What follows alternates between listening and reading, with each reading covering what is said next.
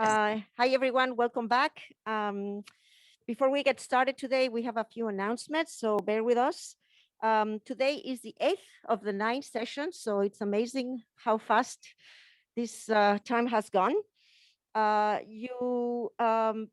First of all, today we are going to be talking and tackling the issue of climate change in the Middle East.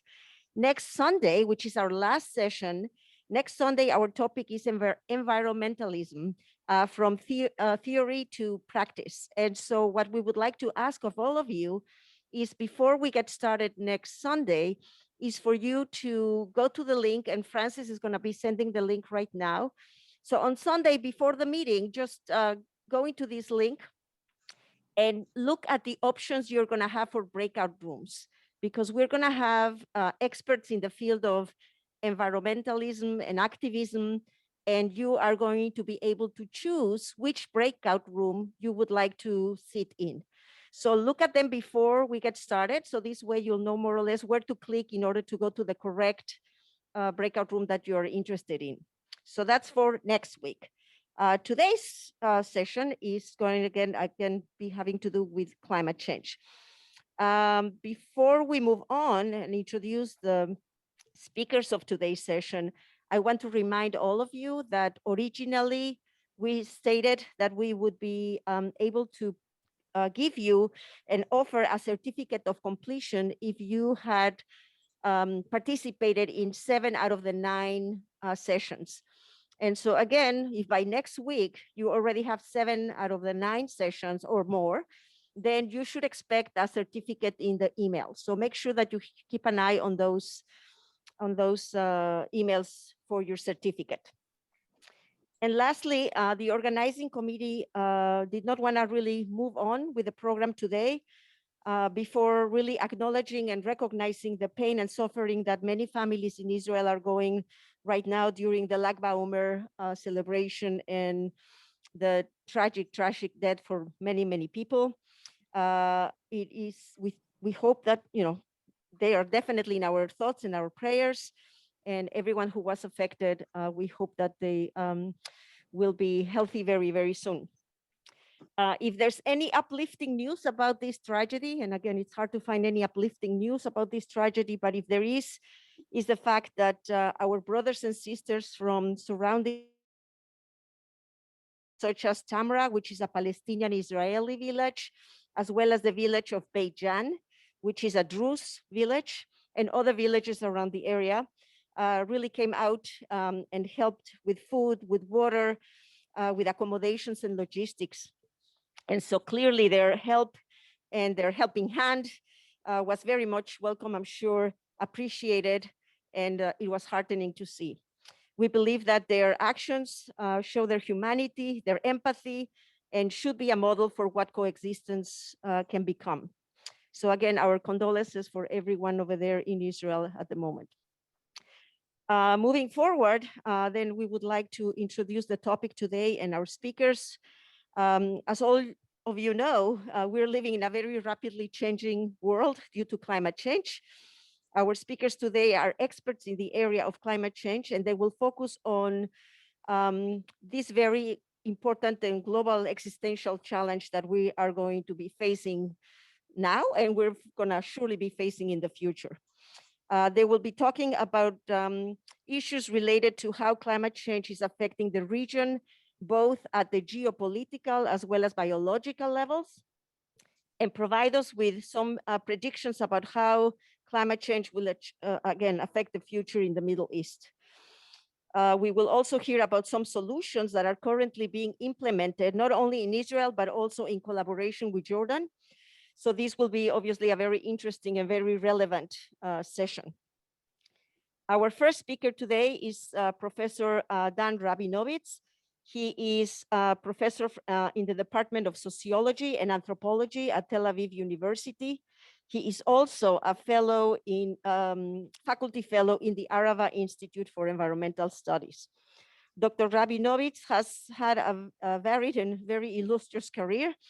From 1996 to 2000, he served as the president of the Israeli Anthropological Association And he also held visiting professorships in very different areas of the world, including universities such as Columbia University, CUNY Graduate Center, Princeton, NYU, the University of Toronto, as well as the Central European University in Budapest.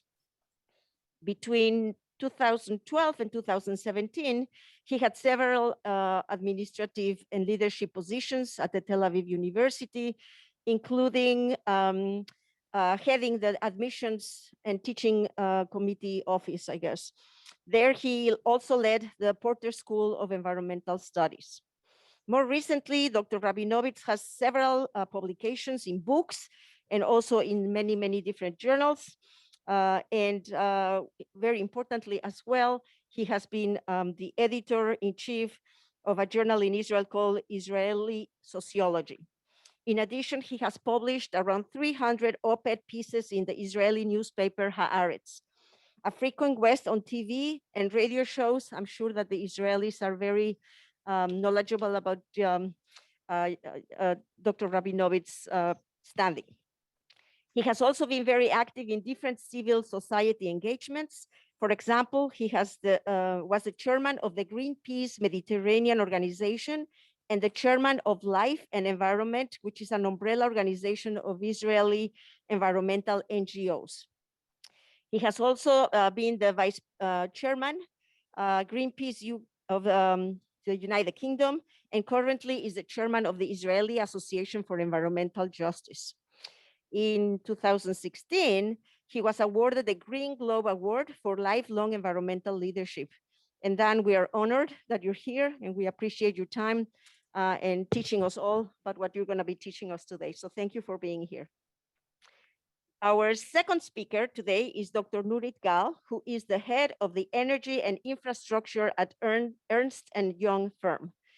Nurit holds a bachelor's in math and physics, a master's degree from the Harvard University in public policy, a master's degree also from Johns Hopkins in energy policy, and a PhD in business administration. Her dissertation was entitled "The Effect of Gas Price Uncertainty on Investment in the Electricity Sector." Later on, Nurit was a deputy to the chairman of the Israeli Electricity Authority, where she was responsible for implementing Israel's renewable targets, market planning, and wholesale market design. Over the past year, Nurit has worked with a team from the Oxford Martin School on a research project focused on regional energy collaboration with Jordan. Nurit today will be presenting on the topic of Israel's energy policy and the important and significant benefits of collaborating with Jordan in these efforts. Nurit, we are really looking forward to hearing you and teaching us all again about this state of affairs in this region. Thanks for being here with us. And finally, our third presenter today turns the focus a little bit back more onto the biological perspective.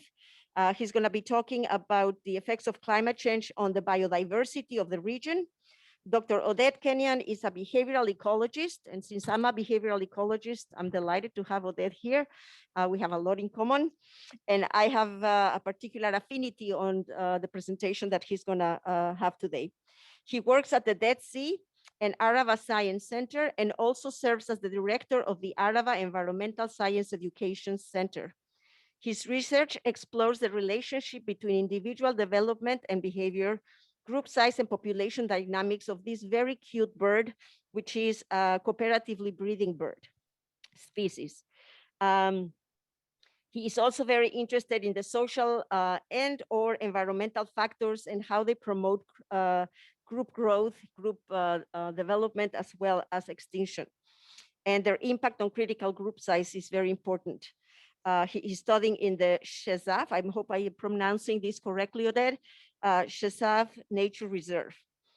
He is also interested in the interactions between animals and humans, especially the effect of agriculture and human settlements on the behavior and the ecology of desert birds and mammals.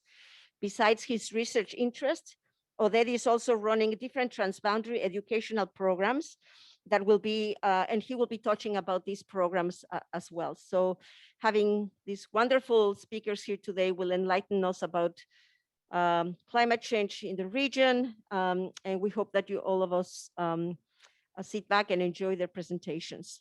So with that, Dan, do you want to get started and share your presentation? Thank you so much again, all of you. Thank you very much, Becky. And really glad to be with all of you today. Thank you, Farid and Francis and Abigail for organizing this. This is a great series, and I'm really glad that it's well attended. Let me see if I can share my presentation with you. Is it visible? Climate prediction for the Middle East? Yes, looks good. Okay, so you probably all know that the Middle East and North Africa, as things are, is already one of the hottest and driest regions in the world. It is, most of the region at least, is part of what is known as the Northern Hemisphere's desert belt, spanning North Africa and into Asia. The subtropical highs are areas that do not have the cloud cover of the tropics and do not have the high altitude and very long winters of the north. Therefore, very strong irradiation, solar irradiation, which creates deserts in these latitudes throughout. Even though the region is already hot and dry, the predictions for the future are pretty severe. Temperature hikes predicted for the 21st century are generally steeper than the global average. 2.8, 3, maybe 3.5 degrees by 2050. Compared to the levels of 2005, and by 2100, regional average could be 4 degrees centigrade above the 2005. This, of course, depends on which prediction and which model we are using, but in all the models, we have temperature hikes that are bigger than what is anticipated as the world average. And as we said, the starting point is already hotter. In terms of rainfall, there is an interesting division in the Middle East between north and south. So the Middle East is not uniform in that respect. The northern part, which is north of this dotted blue line that you see crossing from Egypt on the left through the northern part of Saudi Arabia and into Iran. So if you go north of that line, you get predictions for as much as 25% less precipitation by the end of the century. And this is pretty meaningful. The overall rainfall drop for the whole area is 4%. But as I say, the important thing is the division between north and south, because north will have a 25 decrease in rainfall. And that actually mean that the area which is most productive in terms of agriculture will lose a lot of precipitation. Also, it is the source of the two major rivers that feed into parts of Syria and mainly Iraq, the Tigris and Euphrates. So 25% less precipitation in the north is very meaningful and could harm countries that are completely dependent or partially dependent on agriculture, like Turkey, like Syria, northern Iraq, and northern Iran. In the south, on the other hand, you actually are looking at a prediction of 25% increase of precipitation. And that sounds a little bit counterintuitive. We have to remember that the southern part of the Middle East, basically the Arabian Peninsula, which you see in red in the center there, is protruding into the Indian Ocean. And the Indian Ocean, as it heats up, will produce more cloud and storm fronts that will move northwards and actually get more precipitation to the southern part of the Middle East.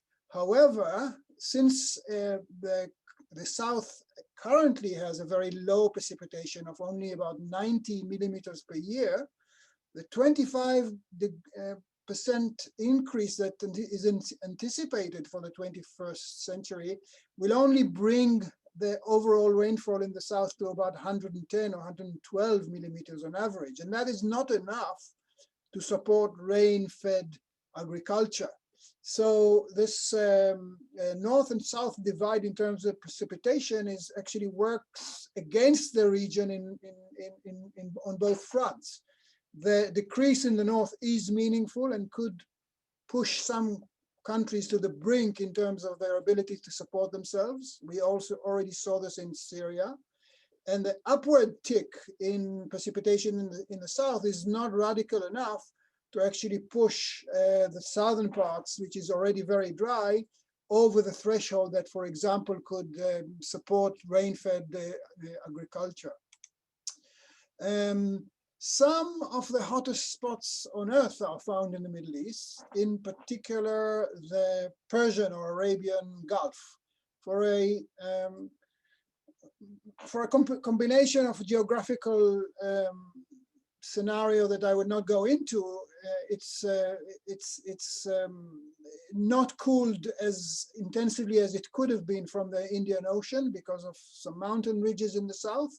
And therefore, the area is already one of the hottest and is anticipated actually to go up even more radically than the rest of the region. So by 2100, we could have parts of the Arabian Persian Gulf at 4.2 degrees higher than the situation, than their temperature now.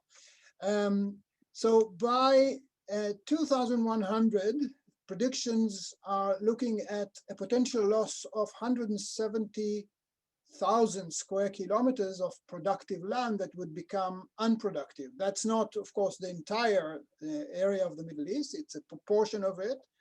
And we're talking about both agricultural and grazing areas that will not be as productive as they are today. And 170,000 square kilometers is equivalent to the size of England. So this is the size, the portion of the Middle East that could become less unproductive in the next decades. By 2100, we also anticipate summers to be longer. So the hot season will come earlier and remain into the fall.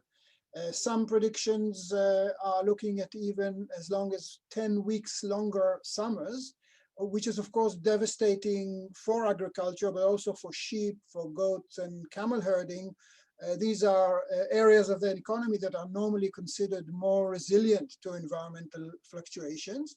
And we are also looking at seasonal shift, temperature reaching the threshold for plant growth earlier and remaining above this threshold longer into the autumn. So the active growth season is significantly longer, which is not good news in an arid zone.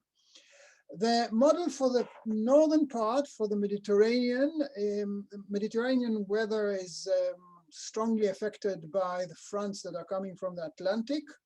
And we are looking at significant reduction of rainfall in the spring and the summer in North Africa because the red arrow indicates a drift towards the north of the main fronts that are coming from the Atlantic Ocean. This would have an impact on the type of conditions that we will have across the Middle East, but this particular table is for Israel, and it moves time-wise from right to left, and we can see dry spells for 3 or more consecutive dry days during winter.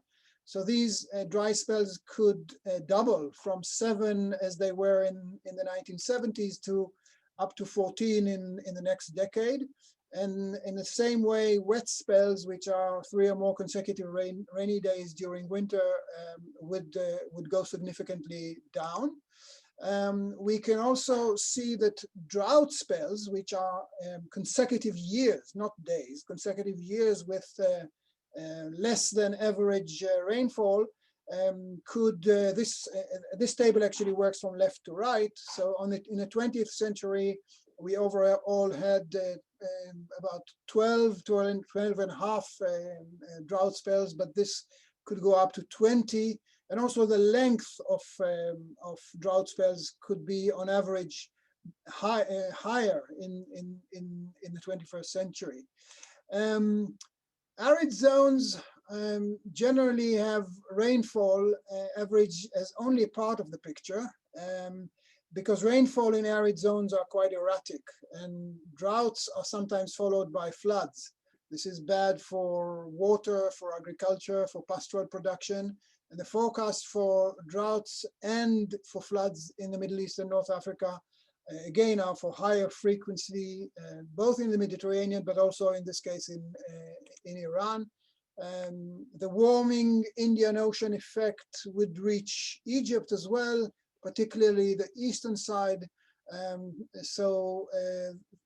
through the Gulf of Suez and Aqaba would cause erratic and unusual rain events. These pictures were taken during a 6-hour spate of heavy rain in Sinai in June 2020, and produced quite severe flooding. Stronger and more frequent droughts would mean less vegetation cover and increase in the albedo effect, so less vegetation to absorb the sun energy, and more heat produced at ground level, and a feedback loop that would have reduced vegetation cover, less energy absorbed, more reflected to the atmosphere, and then further desertification.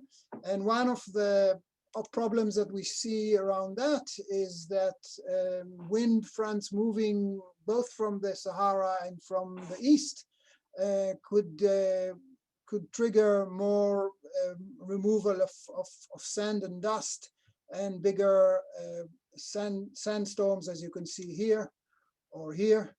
And in fact, we are even looking at the possibility of sandstorms and large clouds of dust moving not only from the Sahara Desert, which is the biggest desert in the world and a major source of dust particles, but also from the north and the east. This was taken in 2015 and actually developed from above Syria and then affected Israel and Jordan, Cyprus, and more. So both Sahara moving east and cloud and dust storms moving from the east. I said something about the Persian or Arabian Gulf, and it's probably worth spending a moment on that. This is the geographical situation in the Persian and Arabian Gulf, which actually produces, first of all, these existing conditions. This is Kuwait, the temperature, the average daily temperature over a year, as it was between 1986 and 2005. So we could treat it as the current situation. And you can see that in June, July, and August, in the middle of this hump, average temperatures, daily temperatures are 36 or 37 degrees. That means that the average daily highs are probably 7 or 8 degrees higher. So regularly above 40 for 3 months every summer. And this is the projected change in monthly temperature for 2080, so 6 degrees higher, which pushes the average daily to above 40 or 42, and which also means that daily highs would be regularly above 50 for 2 or 3 months in the northern part of the Gulf. This, of course, has far-reaching economic and social impacts. Morocco, for example, if we to take one example, could see wheat crops going down by 25%, barley by 17%, olives by 20%. And this will, of course, have a devastating impact also on livestock and food security, because some of these crops are very important for livestock and food production. If we think about not only the impacts, but also the inequalities that are part of climate change, then these are very significant in the Middle East as well. I tended to talk so far about the impacts of climate change as more or less uniform, but we should take into account in this area, as in other areas, that contribution towards greenhouse gas emissions are very uneven and create huge inequalities. So the red line on this graph indicates the average per capita greenhouse gas emissions globally, which is around 6.5 tons per person per year. But look, for example, at the countries in the Middle East on the right-hand side of this graph: Kuwait and Qatar, United Arab Emirates, Bahrain, Oman, Libya, Saudi Arabia, all of them major oil producers, are well above the global average. And as you can see, in the case of Kuwait, it's disproportionately high. Whereas poorer countries in the Middle East on the left-hand side of the graph are well below the global average in terms of greenhouse gas emissions. And there are in-country comparisons which are very meaningful sociologically that can be made, and I've made them in my recent book on climate change in the Middle East, between rich and poor, urban and rural populations, between ethnic groups.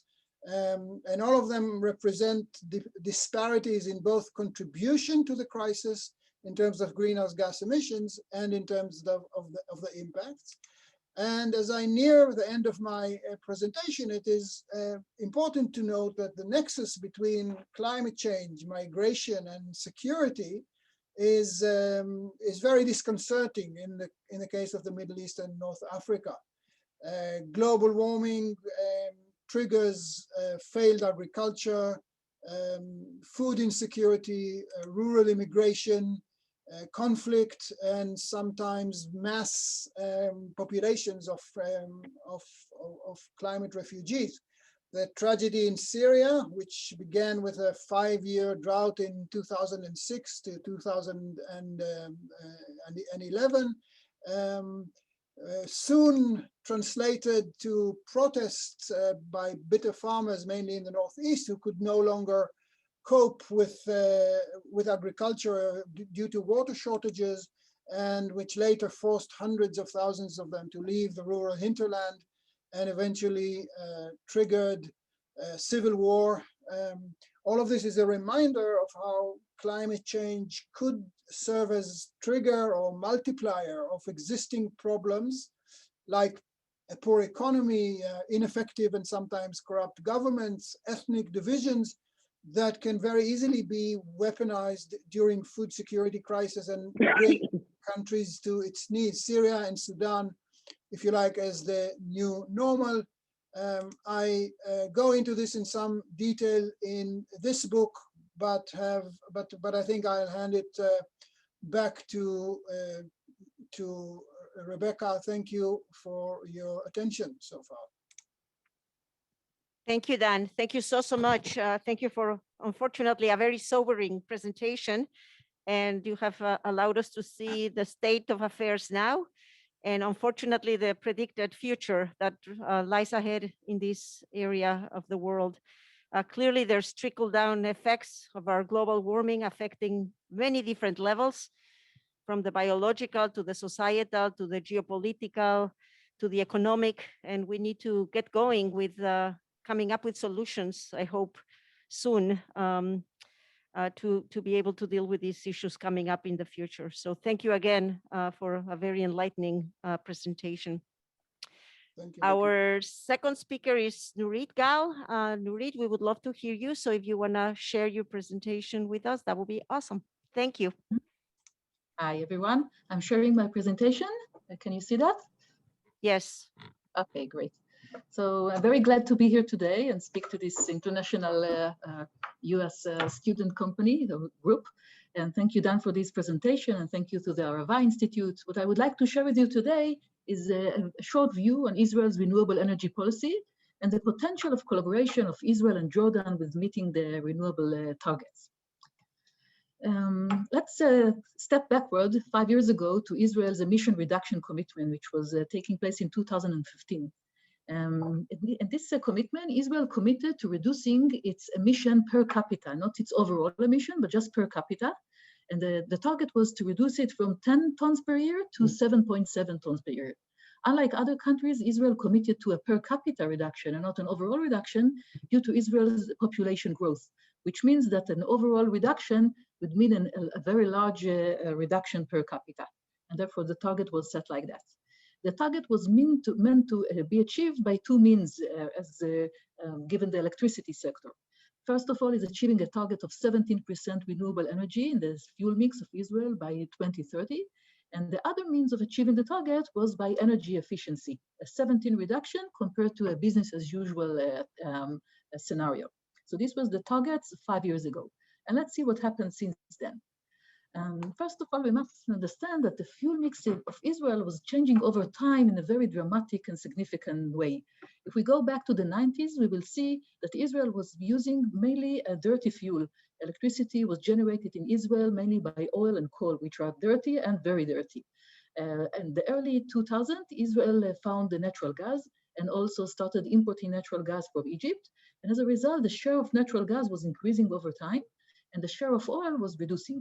In 2011, there was a significant crisis where the pipeline coming from Egypt was exploded again and again, and Israel and the import of gas from Egypt was stopped, I'm sorry.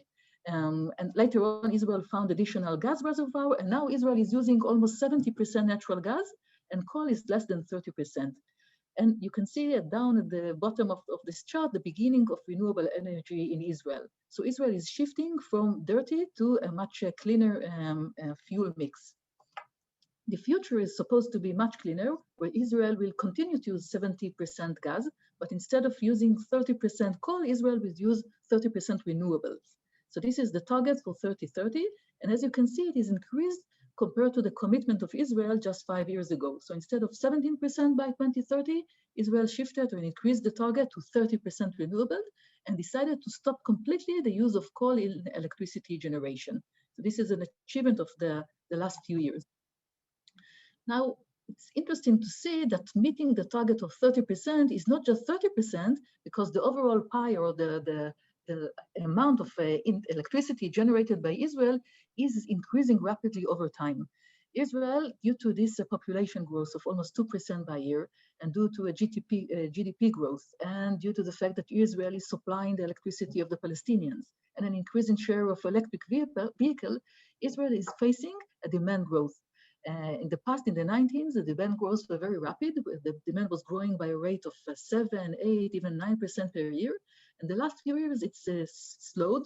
The rate is growing at a slower rate, but it is still growing at a much faster rate compared to other Western countries.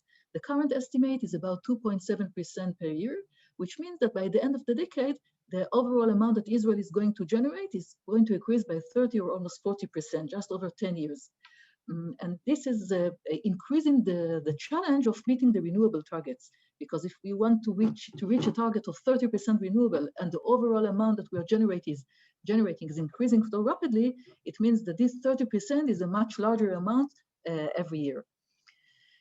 Israel decided to achieve the target mainly by solar energy, and this is due to geographical reasons. We don't have hydro, we don't have much potential for biogas, and we also don't have much wind. So Israel will meet the target by constructing 16 gigawatt of solar energy and a much, much smaller amount, less than 1 gigawatt of wind energy. And by achieving this installed capacity, we will reach a target of 30% renewable, which is mostly solar. What I would like to do now is ask you a small question and see which country is currently, if Farid can share the question, please, and share his screen with the question. What we would like to ask you is what is the country which currently has the larger share of solar energy? The link is in the chat for those who would participate.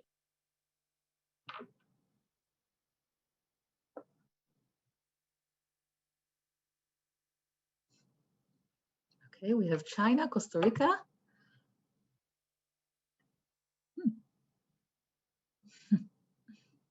That's interesting, United States, okay. Okay, so it seems that the correct answer is actually Honduras, okay, with 14%. Israel is unfortunately not yet the country with the highest share of renewable, but if we can go back to my screen, what I wanted to show you is that very soon Israel is going to be the country with the highest share of solar energy. We're not going to be the country with the highest share of renewable energy, but the share of solar energy Israel is going to lead the countries of the world with the share of solar energy. Because for most countries, solar is part of the fuel mix, and it is not the sole means of achieving the target. While for Israel, due to limits of other possible renewable energy, solar is going to be the majority of the renewable energy and 30% of the overall fuel mix. You might ask yourself, why not wind? So you can see here, it's very interesting, the wind map of Israel. You can see where Israel has a higher share of higher wind velocity, which is the potential for having wind turbines. And it's interesting to see that the same routes where we have the highest share of wind are the same places where there is Dr. Nurit, I'm sorry to interrupt, but could you share your presentation? If you can click on the enlargement. Yes, thank you. Okay, great.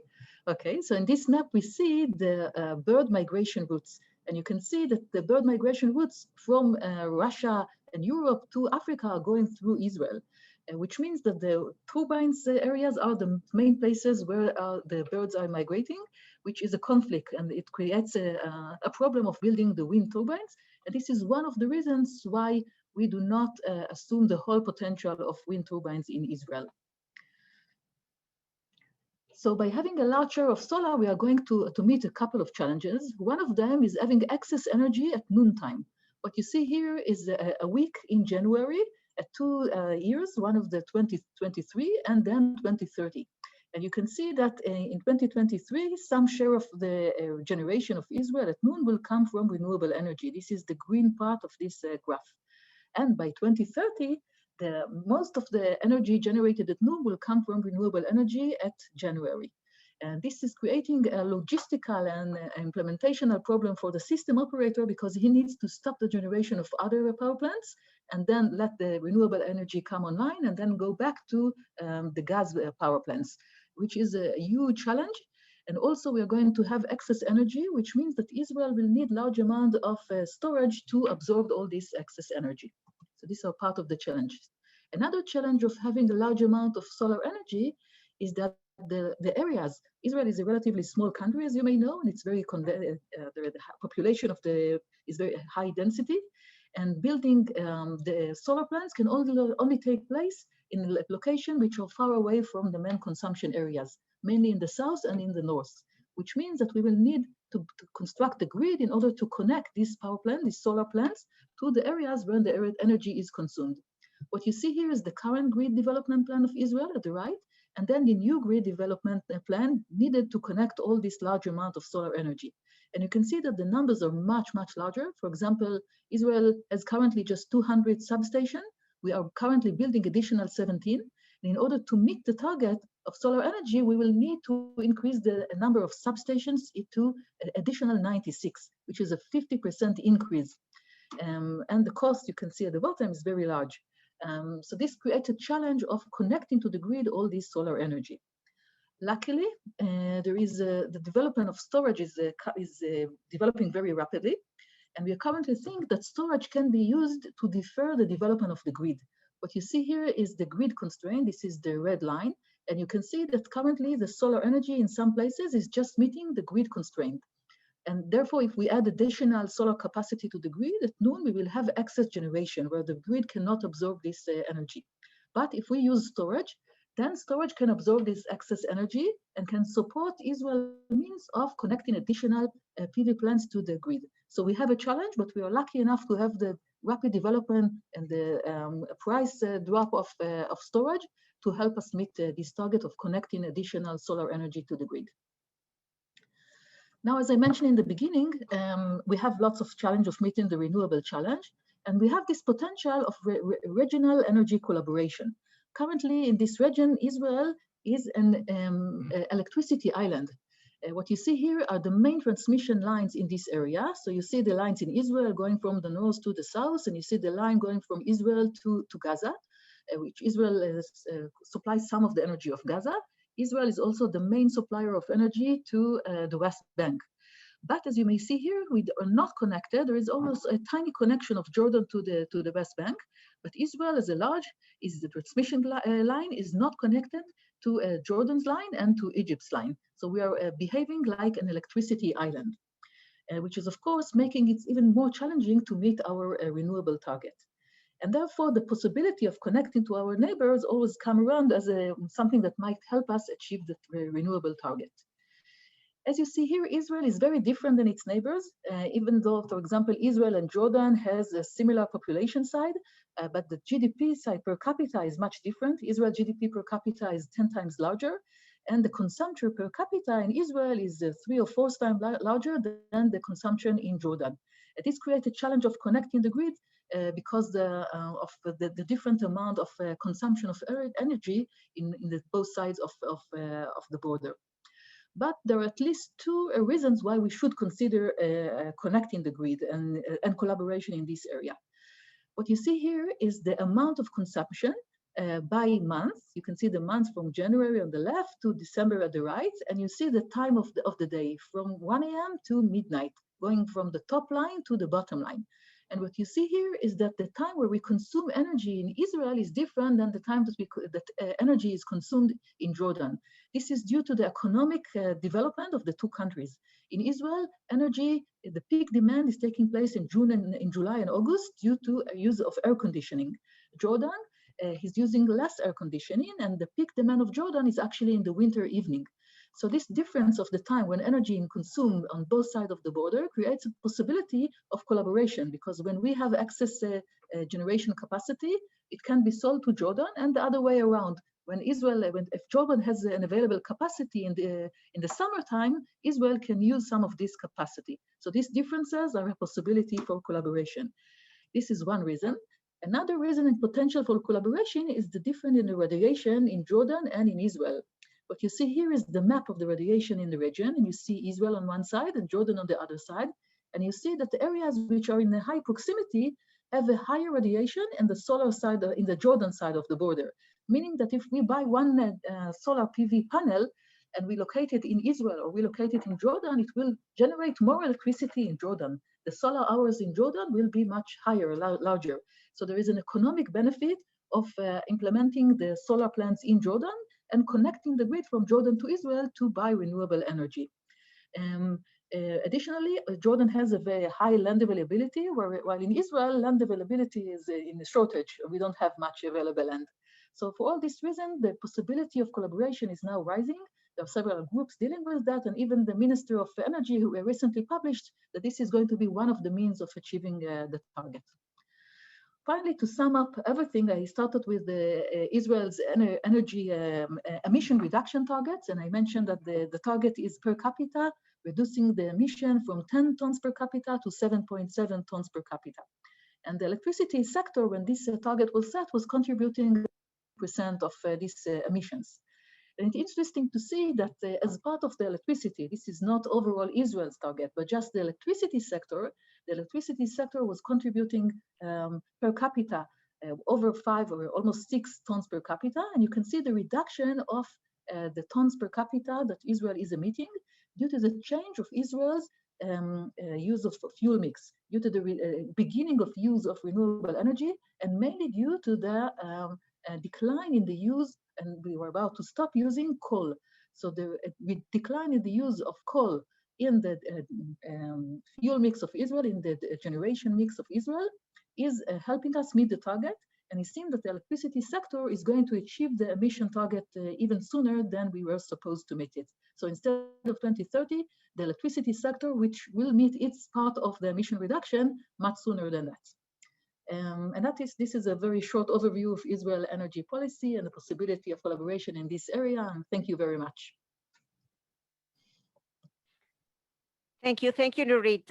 Excellent amount of information. It is clear to see that the different types of energy is renewable is constrained sometimes by the physical place, the geographical place of the country that you're trying to increase the targets and make the targets more applicable.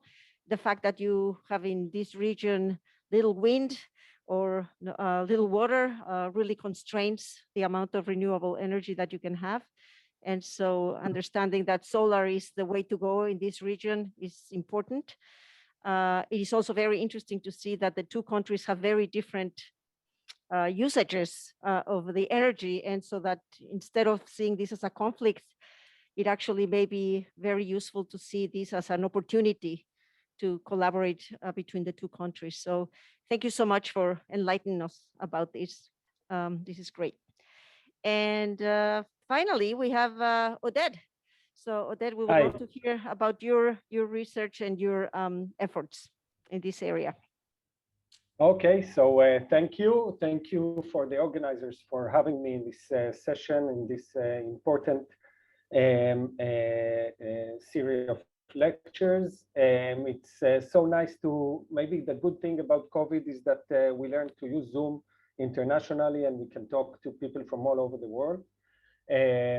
So I'm an ecologist and I mainly work on behavioral ecology, and I will speak about it also. And I want to speak in the next few minutes about how climate change affects biodiversity and the biodiversity loss in the Middle East.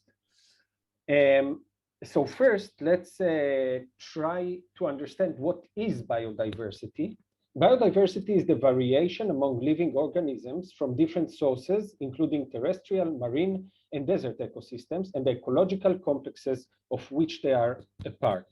And we can split, or we can look at biodiversity from three different areas: the species diversity, which is the variety of different types of species found in a particular area. So I can look how many species, what's their richness, what is the richness in in a certain area.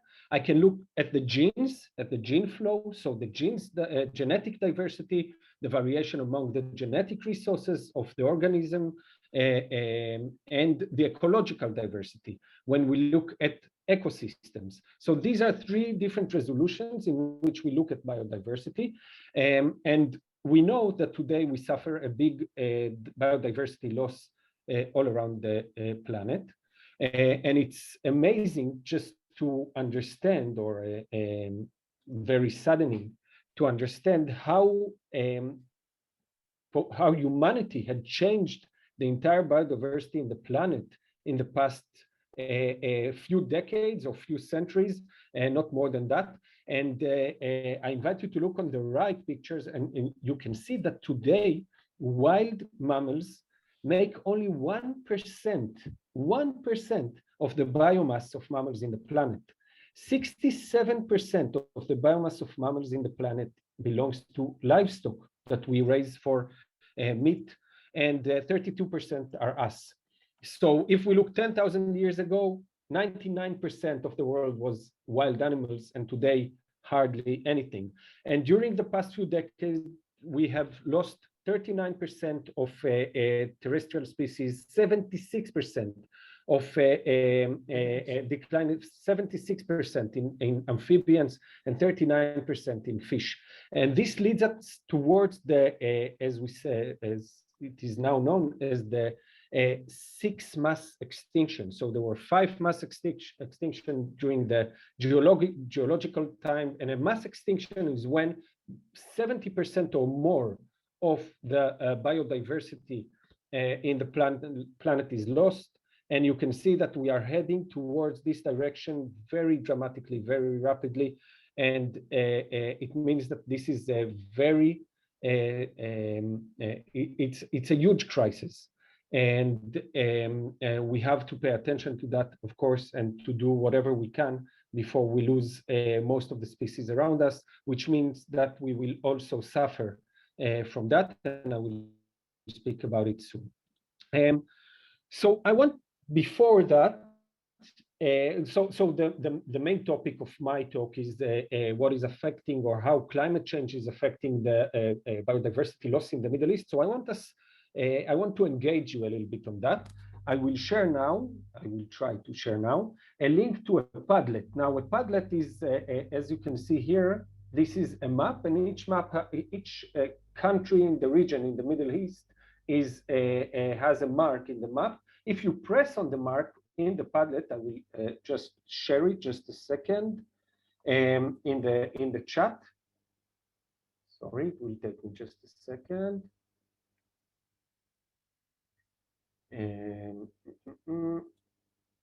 Okay.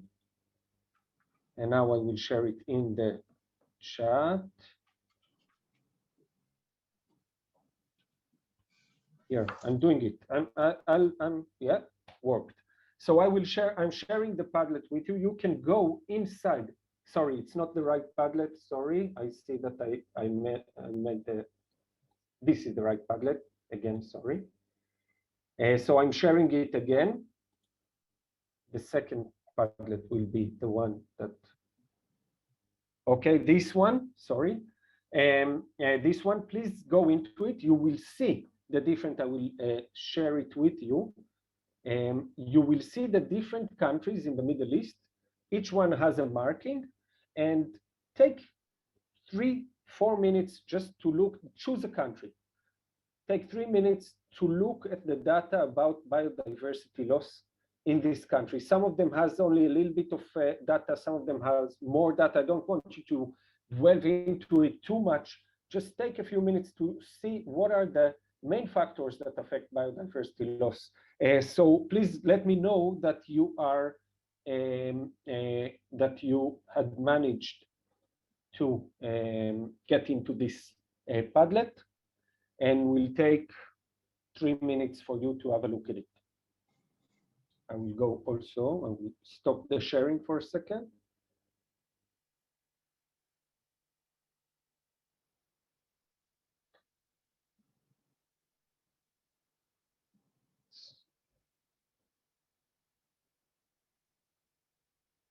Great, so I see already some people are in the Padlet. Have a look, press on the markings.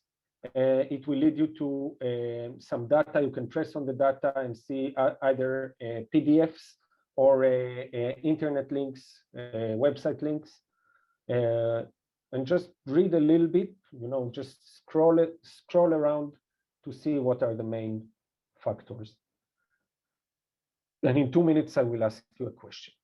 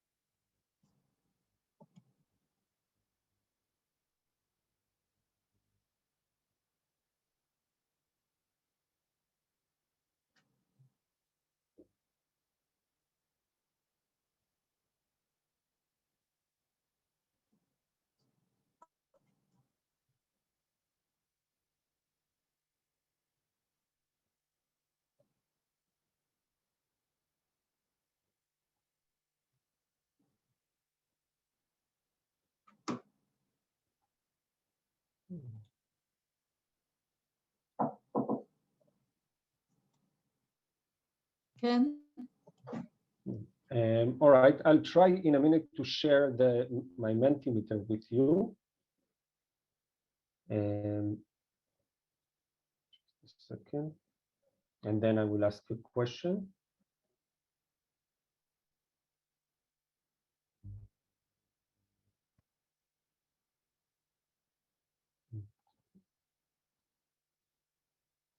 Okay, now I'm sharing in the chat. I'm sharing a Mentimeter. I hope it will work. Once you go into the Mentimeter, you will have a question, which is, here, I'll share it with you.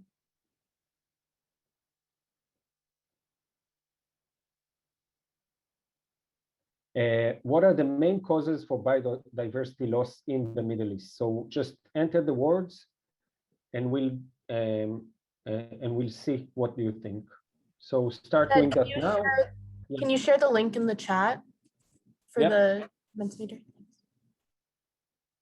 Yeah, try me, see if it's working. If not, I will skip it for now.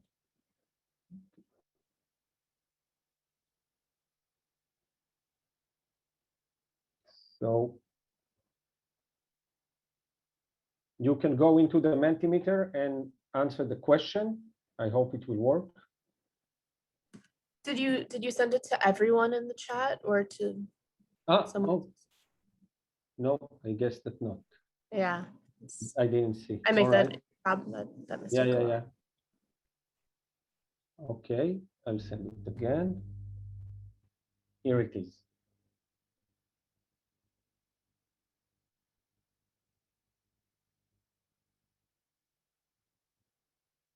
So just right there, what are the main causes for biodiversity loss in the Middle East?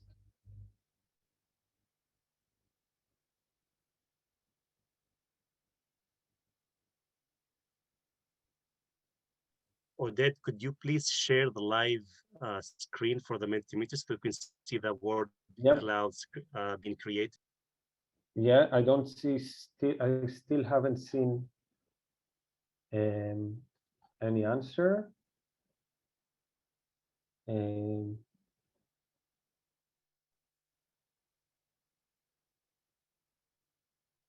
See that there are 14 people, but maybe I'm using, wait.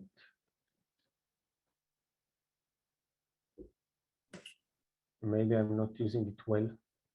I submitted answers, so I don't know if you're seeing. You should. There's a present click, maybe. On the button, present button. Okay, I'll try. Present, but I don't see I kind of presenter, but I don't see it. I will share the screen and you'll tell me what to do. And okay, I'm here. And this is my Mentimeter. And so I should go to, you should go to present. Yeah, I'm trying to see whether I can see the results and then we'll try. No. No, dear Oded, you should go be at present here. That will show you the answer. No, it doesn't show me the answers. Okay. Anyway, I tried. I don't know why it doesn't show me the answers. Okay, I'm sorry for that. I tried to be a technologist, but high-tech, but it didn't work for me. But I guess you mostly understood that climate change for our, I'm just sharing the screen again.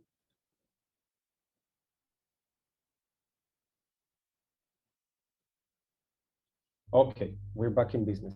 Okay, so I'm sorry about that, about the Mentimeter, but I guess that you can see that it seems that climate change is not the main factor that affects biodiversity in the Middle East. So there's overfishery and there's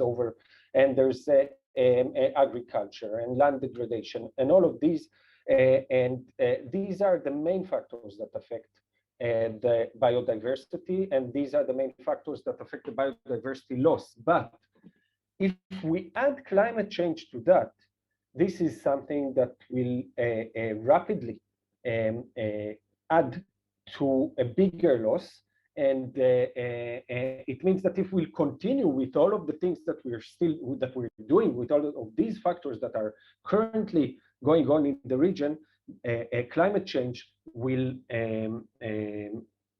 rapidly increase the loss of biodiversity. So, wait, sorry. Where am I? There's something with my share screen.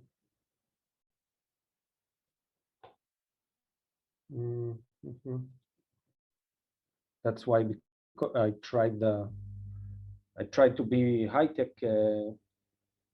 Okay, so how will climate change affect the biodiversity in the Middle East? So we can know that, as we've seen in Professor Rabinowitz talk, that temperature rise will be higher. He said 4.5 degrees. I believe he knows better than me. So it will highly rise. It will change completely the entire region. But it's not only the rise of temperature, it's also the extreme climatic events. And I can tell you, as someone that lives in the desert, I live in the south of the Dead Sea.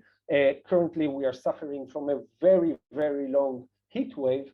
And the extreme climatic events of heat waves, sunstorms, and flash floods that sometimes even end tragically in the region are, we can see throughout the years that they become more and more extreme. So these are things that will affect, currently affects the region. And of course, changes in rainfall regimes, either timing, the intensity, and the duration of the rainfall.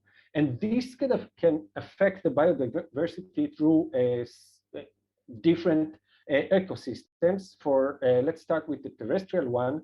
And you can see that the desiccation and mortality of shrub and trees, so primary reproduction or producers are dying, and more regions are incapable of they don't have the capacity to maintain the ecological system. In the Mediterranean region, we will see more increased fires, which will also change the ecological system. The more tolerant species to fire will become more and we will see rising temperatures that will affect the timing of life cycle events. So we will see different organisms that need to change their behavior, need to change the timing. We can see mostly in bird migration, and migration take part in 2 seasons during the year, during autumn and during the spring. And both of them are highly, there's an amazing timing between the spread of seeds or the flowering of plants and migration. So the birds that pass through the region, which are 500 million birds in each season, fly through the Middle East, especially through the Rift Valley. And they are timed with the blooming, with the flowering, with the seed dispersal, so they will have the energy, the ability to fuel themselves in migration. And these things are shifting, and also migration needs to shift. And we already see many problems that occur because of climate change and because of these differences. There's introduction of new species, so more invasive species are coming that are more tolerant or more adapted to a certain climate are coming to areas that the climate is changing. There's changes in the movement of transition zones, so animals need to go to other places in order to keep the same climate, the same conditions as they had. So we can see that climate change highly affects terrestrial ecosystem, and also, but it mostly affects aquatic and freshwater ecosystem. And the aquatic freshwater ecosystems are already severely impacted by urban interruptions and agriculture. They are already, they are declining throughout the Middle East through damming, through the need of more and more water, because there are less water around. And climate change will increase that heavily, but not only the availability of water, but also the temperature, the hydrology, the infiltration, the overall infiltration due to reduction in the number of rainfall events. So aquatic ecosystems are highly affected. And also we can see a huge reduction in amphibians we are losing more and more species of amphibians. So maybe this is the most affected ecosystem through climate change. And lastly, the marine ecosystem that are also suffering from overfishery and different causes from us, from humans. And we will see already heat waves that are causing mass mortality of more than 25 species of benthic invertebrates. The warming of the Mediterranean Sea is bringing more and more invasive species. Coral bleaching in the Red Sea, though the Red Sea is less, climate change is less affecting the coral bleaching, the Red Sea, but still, and also changes in salinity and temperature. So as Professor Rabinowitz said before, higher degrees around the Persian Gulf will drive species from the southern areas towards the northern areas that will be less available area for fish to develop, which will also damage fisheries and human populations in the region. But as a behavioral ecologist, I want to share just a few minutes of some things that maybe we don't discuss when we talk about climate change. And that's also that it's affecting behavior. And while affecting behavior, animals are less adapted to the new states.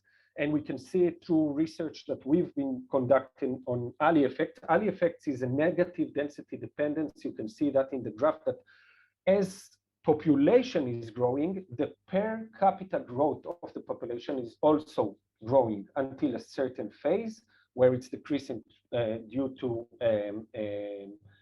competition. But once the population is too small, they reach an alley threshold, which means that any stochastic event can lead the population towards extinction. And we found out that in cooperatively breeding Arabian babblers that we studied in the desert in Israel, we found that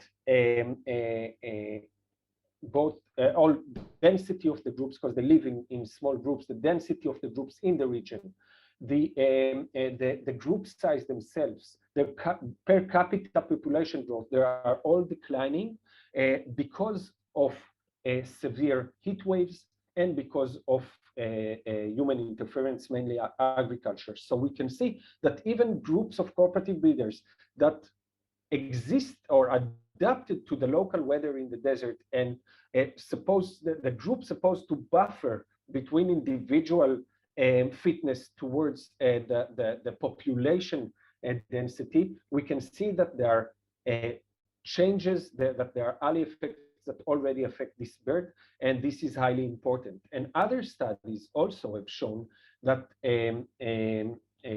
for example, in pied babblers in Africa, that heat waves affect the ability of individuals to treat their nestlings to survive through a hot summer.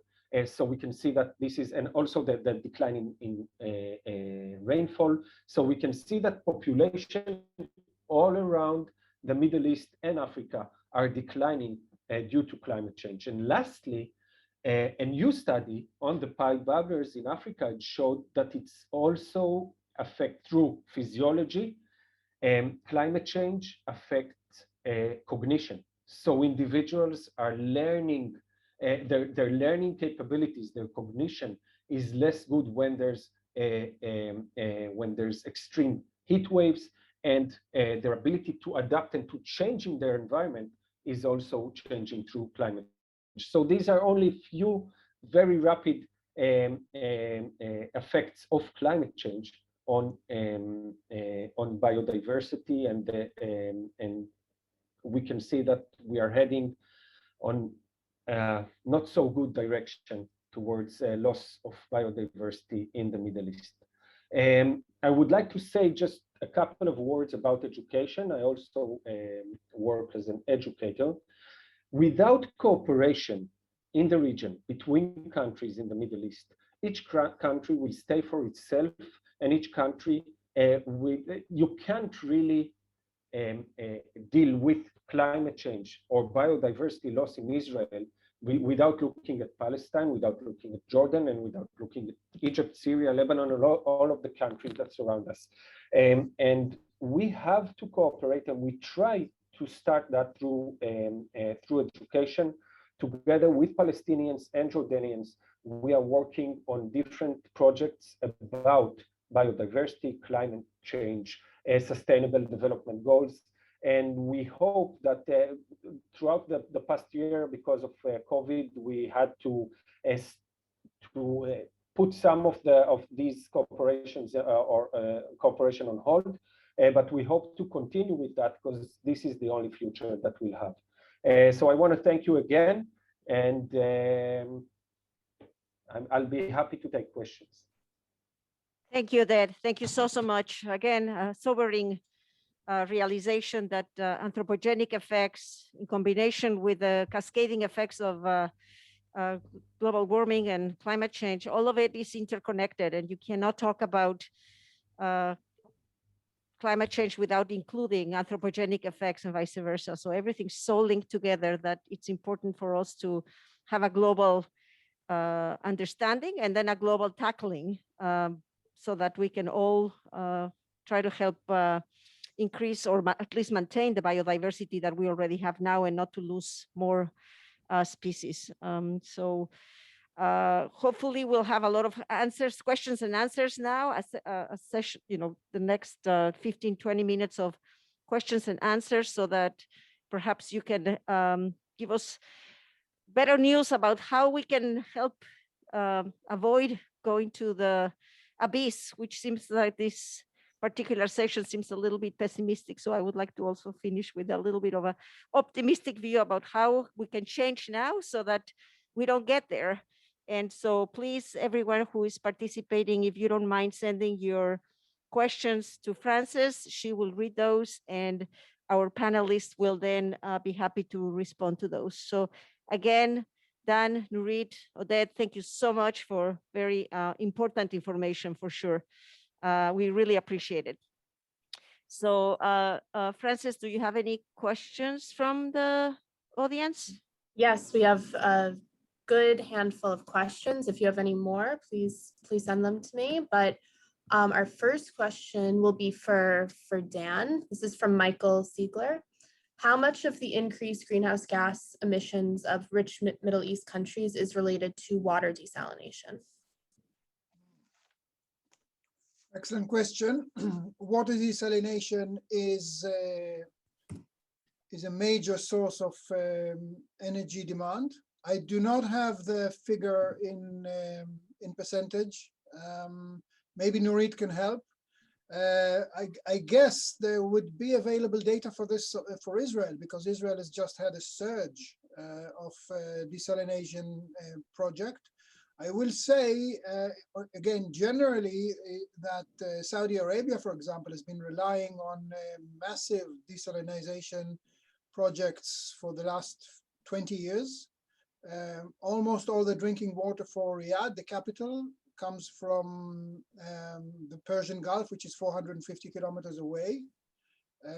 And yes, I think this is it's a major issue. There is a trade-off between desalinating water and increasing energy demand. If I may add, So desalination is now a major part of Israel water resources. Each desalination plant consumes 100 megawatt, which is the consumption of 3 major cities in Israel. This is one desalination plant, and Israel has several and is building additional plants. But as a share of the overall generation of Israel, this is about 5 to 6%. It's water pumping and water desalination altogether are about 5 to 6% of the overall energy consumption of Israel. And since electricity is about 50% of the emissions of Israel, so desalination is 5% of this 50%. And Nurit, what is the overall share of water generally, not only desalination, but the whole this thing? Is the 6%, which is 6%. the majority of which is the, Okay. 6% goes to water production overall, pumping, transportation, desalination, altogether. Great, thank you.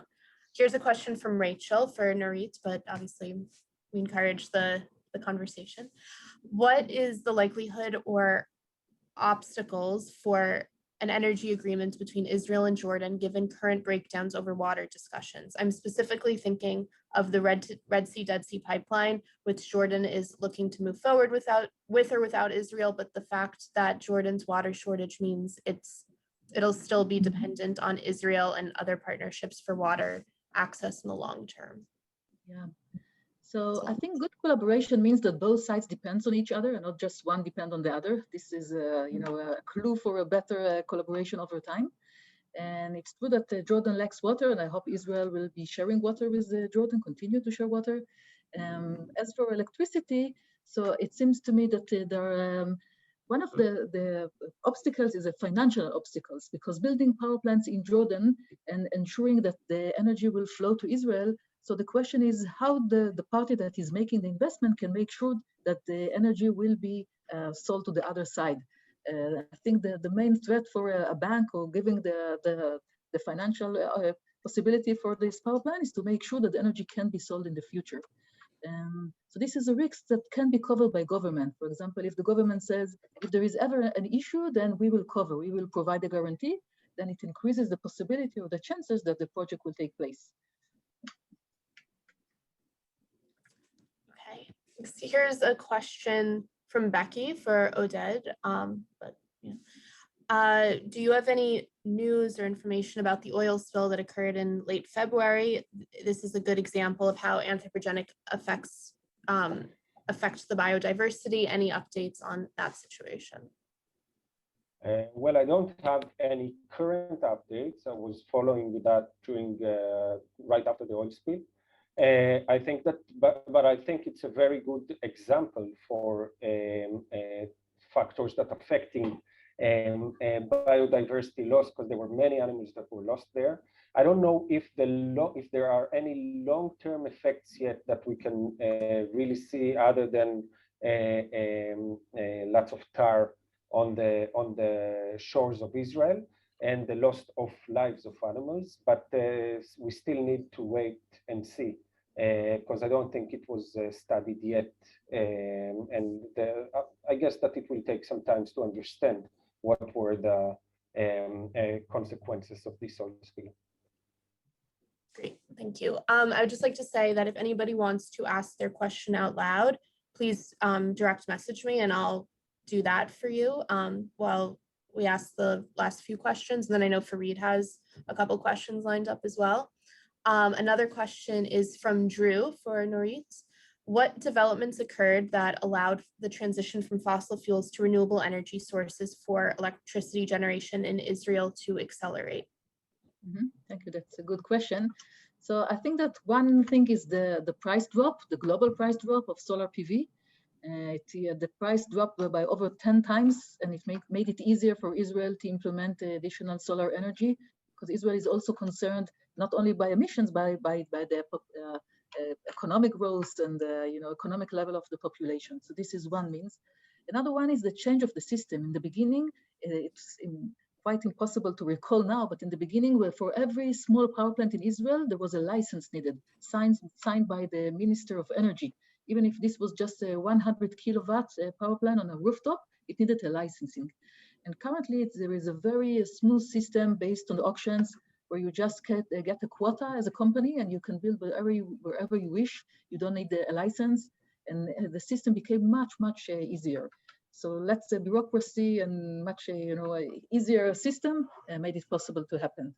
And currently in Israel, there are many companies that are flourishing and are becoming public, and the system is moving forward. We had some slowdown due to COVID, but it seems that next year we will reach a target of 10%, and soon after that we will move on to 30%.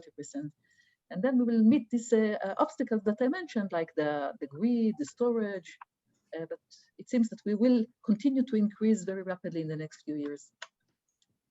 A few sessions ago, we had Tali Zohar from the Arv Institute talking about the dual use of solar panels, of land for solar panels and for agriculture. Do you think that in both Israel but other countries in the Middle East that will allow for more accessibility and greater affordability of land permits for solar? Yeah, this is a very good point. Since Israel is moving towards a target of 16 gigawatt and Israel is so small, so there was a need of dual use. Currently, only 1/3 will really be built on planned land.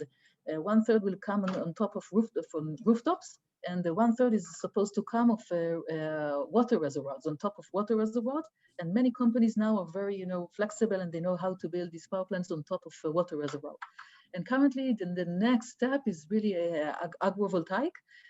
Just last week, the government published, a new way of having agrivoltaic. It's beginning like a pilot, but it will move forward very rapidly too, because everyone understands that we need dual use. We are currently considering also the coverage of, roads and gymnastic area, or any area will be covered by solar in Israel, because of this idea of dual use. Here's a question from Rashid for Oded. Would you expect flooding events along the coastal areas by 2100, the year 2100? Sorry, again, do I expect? Do you expect flooding events to occur along coastal areas by 2100, the year? Well, I guess it's not a question for me, it's more a question for Dan, but I guess it seems that, the sea level is rising, I think both in the Mediterranean and the Persian Gulf. There are many risks, from what I know, to some of the Emirates and to the countries around the Persian Gulf, but maybe Dan can elaborate on that. Yes, well, we tend to think about sea level rises as something that happens uniformly around the globe. But a major factor that impacts whatever happens in a particular area is the topography of the coast. In this respect, Israel is not in the most vulnerable situation, because much of its coast is sort of rises, certainly in the center, rises because of the calcareous ridges along the road, along the coast. But for example, Haifa Bay is much flatter and also much more vulnerable because of the installations there, power stations and the oil refineries. So that's an area of concern. It's also very much an area of concern in two other parts of the Middle East. One is Egypt. Egypt, the northern shores of the Delta are very susceptible for incoming flooding from a rising Mediterranean, and it will affect underground water, which is very near the surface and can easily be desalinated, as well as fishery. Most of Egypt's fish catch comes from the Mediterranean, from lagoons along the delta, and a rise of 50, 70, maybe 90 centimeters of in the level of the Mediterranean in the 21st century could be devastating for Egypt. And it also could be problematic for some of the Gulf states, because they have, especially the United Arab Emirates, has a very long and very flat shore, with 95% of the population living along it and 90% of civil infrastructure. And according to some models, the United Arab Emirates could lose up to 6% of its terrestrial surface area to rising sea level. So this is certainly a concern for a number of countries in the Middle East and North Africa.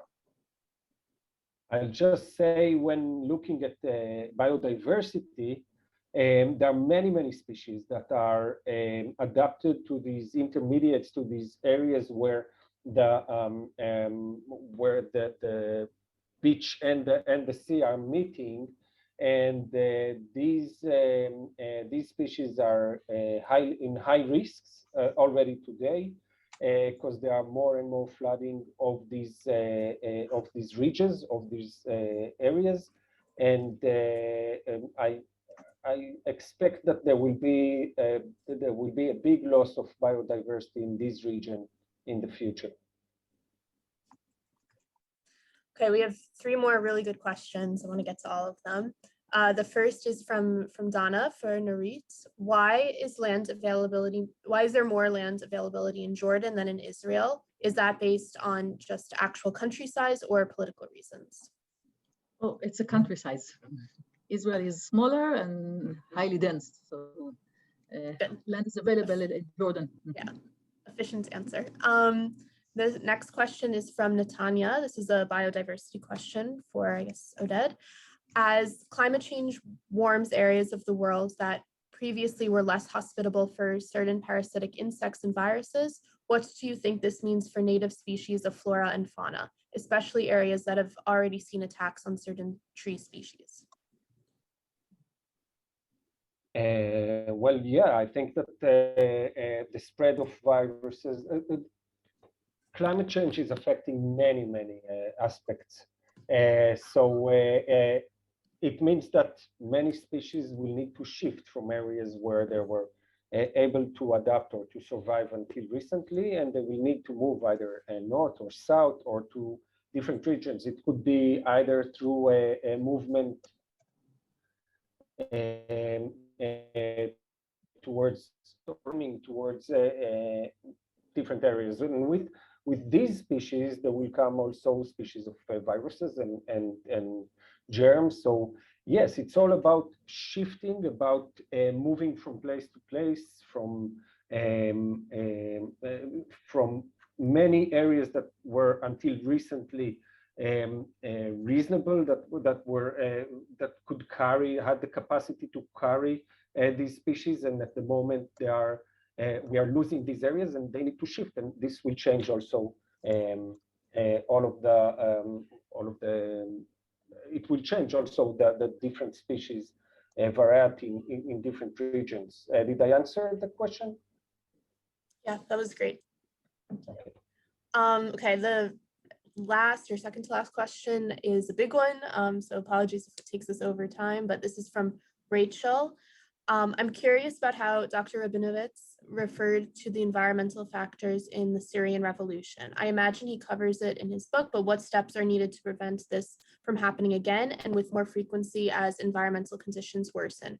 Reports indicate Egypt is heading to similar circumstances within the decade. How do we prevent that, or at least minimize the regional impact? It's a big one, so. It is a big one. I think there's a general consensus that the Syrian crisis was initially put into motion by a series of 5 consecutive very bitter droughts, but that wasn't enough. So it doesn't necessarily mean that other countries in the Middle East who will be in the same situation of having these long droughts would necessarily deteriorate into the same situation. Syria had a combination of elements that contributed, and all of them need attention because all of them, to this extent or the other, are prevalent in other Middle Eastern countries. You have poverty and inefficient governments. You have food insecurity or marginal food insecurity situations. There are ethnic tensions that can easily be mobilized and weaponized during a time of crisis. So I think that when you look at other countries in the Middle East, you will see that many of these elements are true about quite a good number of countries that are marginally self-sufficient, are desert, are neighboring on desert areas and going through desertification, have weakness in terms of government efficiency, have ethnic cleavages. So I think this is one of the perplexing and challenging thing about climate change, that it does, because of its systemic nature, it really is affecting a whole variety of factors. And I think that the worrying thing about the Middle East is that so many of these various factors have to be taken into account and have to be tackled. And I think that in many cases in the Middle East, it's hard to imagine countries, and especially the poorer countries of the region, doing it on their own. They would need support from the West, and they would need support from some of their wealthier neighbors. Okay, thank you. That was a great answer for a big question. That could be an entire dissertation, I imagine. So I apologize to the people who asked questions that we did not get to, but I want to hand it over to Fareed to wrap up. Well, thank you so much for the efforts and for your very interesting lectures. I would like to begin with a story that we all know. In Snow White, the queen asked the mirror, "Mirror, mirror on the wall, who is the most beautiful of them all?" Professor Dan, you have put in front of all of us the real mirror, and the question should be, mirror, mirror on the wall, who is the most polluting of us all? Who is the most getting warmest of us all? And I think maybe Becky rightfully said you have presented a dismal dystopian future, but I think you have put a real mirror in front of us, a mirror that's telling us what is the reality, what we should do, instead of a mirror that is telling us what we want to hear. And I think it's a wake-up call. Dr. Nurit, you have shown us that despite the challenges, actually it's an opportunity. With this example of how Israel is dealing with its own climate change crisis and climate change challenge, it's actually seizing the moment. And through this challenge, you could create a lot of opportunities, new job, new collaboration, new transboundary cooperation. So in this cloud, there's actually a silver lining. Dr. Oded, you have shown us also that we're heading to a dismal 6 mass extinction. And I think this is our legacy. You know, I think 100 million years from now, aliens will come to our planet and will dig archaeological sites on our planet. What will they think about us? And I think this is what you have shown us. And I know you personally, and I could tell you have shown us also a path, way forward to move from this crisis. And this path is through collaboration. And I've known you've been promoting transboundary education throughout the region, despite all of the geopolitics.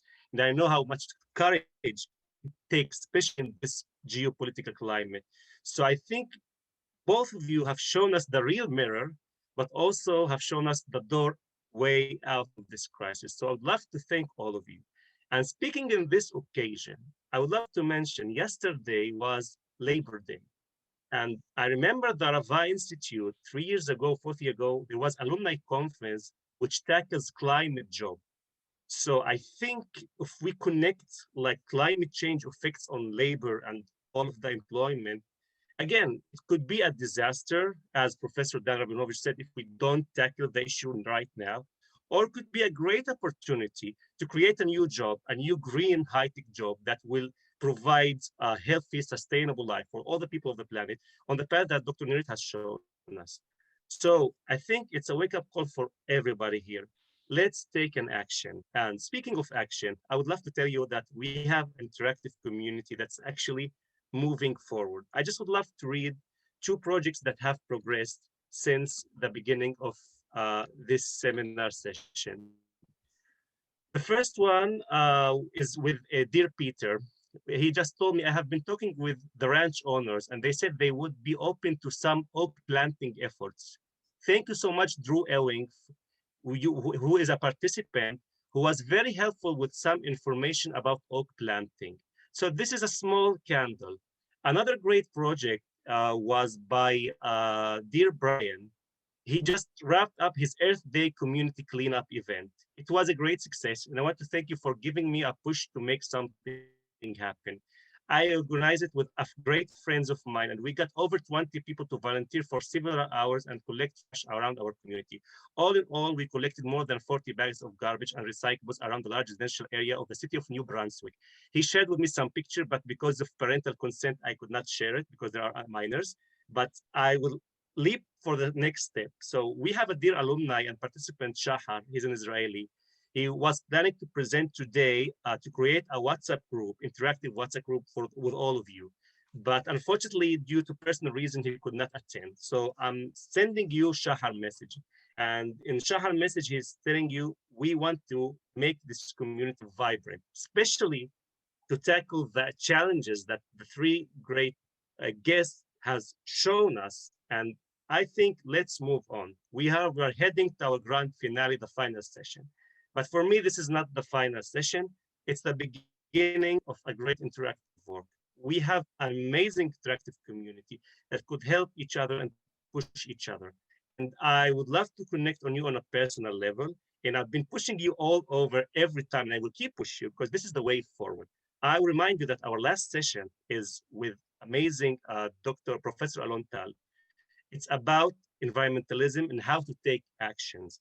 So please be there. It's like we're gonna wrap everything we have learned in this session, how to ratify it and how to make, deep changes in our reality and life. And don't forget to sign up for the breakout room.